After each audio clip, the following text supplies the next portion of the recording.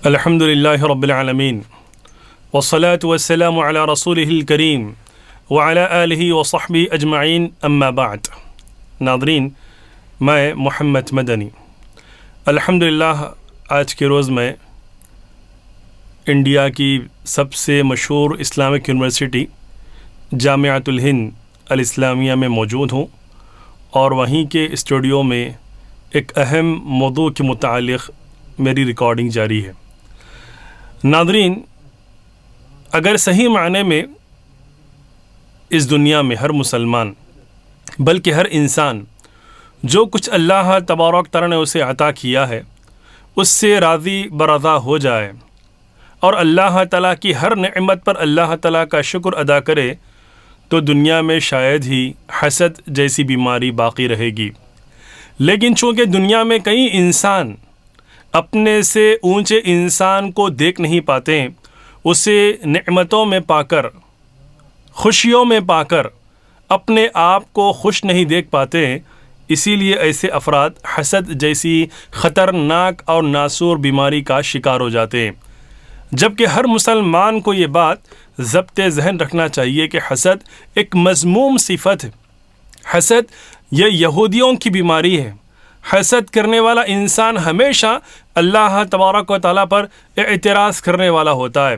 حاسد جیسے انسان سے اللہ تبارک و تعالیٰ کبھی بھی راضی نہیں ہوتا ہے، اور حسد جس انسان کے اندر یہ مرض پایا جاتا ہے، جس انسان میں یہ بیماری پائی جاتی ہے، اللہ تعالیٰ لوگ بھی اس سے ناراض ہو جاتے ہیں، لوگ بھی اس انسان کی کبھی بھی قریب نہیں آتے ہیں۔ اسی لیے اللہ تعالیٰ نے سورہ فلق آیت نمبر آخر میں اللہ تعالیٰ نے، یعنی کہ یوں سمجھیے کہ سورۃ الفلق میں اللہ تعالیٰ نے حسد کی بہت ہی خطرناک انداز میں مذمت کی ہے۔ سورہ فلق کی آخری آیت میں اللہ تعالیٰ کا یہ فرمان، وَمِن شَرِّ حَاسِدٍ إِذَا حَسَد، اور حاسد کے شر سے اے اللہ میں آپ کی پناہ طلب کرتا ہوں جب وہ حسد کرتا ہے۔ اور رازی رحمۃ اللہ علیہ اس آیت کی تفسیر کرتے ہوئے فرماتے ہیں، كَمَا أَنَّ الشَّيْطَانَ هُوَ النِّهَايَةُ فِي الْأَشْخَاصِ الْمَذْمُومَةِ، ہم کو پتہ ہے کہ سارے اشخاص میں سب سے بدترین اگر کوئی ہے تو وہ شیطان ہے۔ وَلِهَذَا السَّبَبْ خَتَمَ اللَّهُ مَجَامِعَ الشُّرُورِ الْإِنسَانِيَّةِ بِالْحَسَدِ، اسی لیے اللہ تعالیٰ نے اس آیت کا اختتام حسد جیسی خطرناک بیماری سے کیا ہے۔ مطلب یہ ہے کہ جیسے ساری شخصیتوں میں سب سے بدتر شخصیت شیطان کی شخصیت ہے، اسی طریقے سے بیماریوں میں سب سے بدتر بیماری، سب سے بدترین اخلاق حسد جیسی بیماری ہے۔ اسی لیے اللہ تعالیٰ نے یہ بیان کیا کہ حسد یہ اہل ایمان کا وصف ہو ہی نہیں سکتا ہے۔ کسی بھی انسان کو نعمت میں پا کر، خوشیوں میں پا کر جلل محسوس کرنا، یہ اہل کتاب کا شیوا ہے، یہودیوں کا شیوا ہے، اچھے لوگوں کا بالکل بھی اخلاق کا حصہ نہیں ہے۔ وَدَّ كَثِيرٌ مِّنْ أَهْلِ الْكِتَابِ لَوْ يَرُدُّونَكُم مِّن بَعْدِ إِيمَانِكُمْ كُفَّارًا حَسَدًا مِّنْ عِندِ أَنفُسِهِم مِّن بَعْدِ مَا تَبَيَّنَ لَهُمُ الْحَقُّ، سورہ بقرہ آیت نمبر 109۔ دیکھیے اللہ تعالیٰ نے یہاں پر بیان کیا کہ یہ حسد جیسی بیماری یہ اہل کتاب کا شیوا ہے۔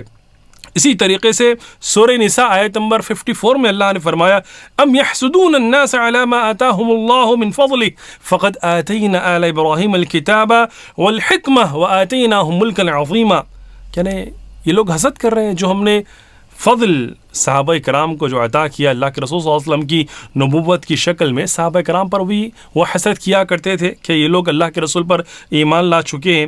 جس طریقے سے اللہ تبارک و تعالیٰ نے ہمیں حسد سے روکا ہے، حسد سے منع کیا ہے، اللہ کے رسول محمد صلی اللہ علیہ وسلم نے بھی اپنی امت کو اخلاق حسنہ سکھائے ہیں، بدترین اخلاق سے روکا ہے۔ فرمایا اللہ کے رسول نے، لا تباغضوا ولا تحاسدوا ولا تدابروا وكونوا عباد اللہ اخوانا، صحیح بخاری اور صحیح مسلم۔ حدیث کا مطلب ہے کہ تم آپس میں ایک دوسرے سے نفرت مت کیا کرو، تم آپس میں ایک دوسرے پر حسد مت کیا کرو، ایک دوسرے کی پیٹھ پیچھے برائی مت کیا کرو، آپس میں اللہ کے بندے ہو اور بھائی بھائی بن کر رہو۔ اسی طریقے سے علماء کرام نے حسد اور حاسد کی مذمت کی ہے۔ کئی علماء کرام فرمایا کرتے تھے، الحسد داء الجسد، حسد یہ جسم کی بیماری ہے۔ الحسود لا یسود، حسد کرنے والا انسان کبھی بھی سیادت اور قیادت کے لائق نہیں ہو سکتا ہے۔ ناظرین، یہ حسد کی مذمت قرآن، احادیث اور کچھ اقوال کی روشنی میں نے آپ کے سامنے بیان کی ہے۔